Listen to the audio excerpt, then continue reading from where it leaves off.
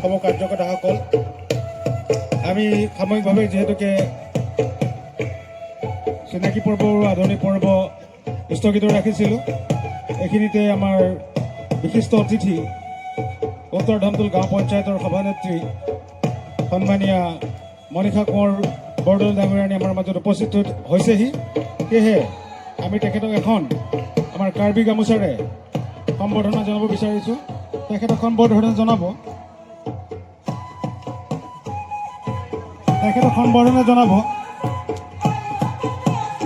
উদগনি যুৱক সংঘৰ সদস্যা পুলকেতা তেৰণপীয়ে তেখেতক সহযোগ কৰিব বীৰেন্দ্ৰ তেৰণে।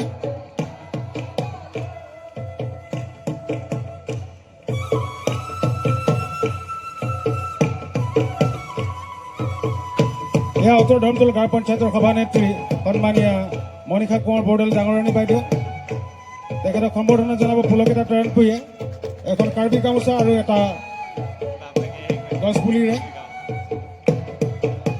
এইখিনিতে আমি আকৌ সাময়িকভাৱে আমাৰ আদৰণি পৰ্ব স্থগিত ৰাখিছোঁ।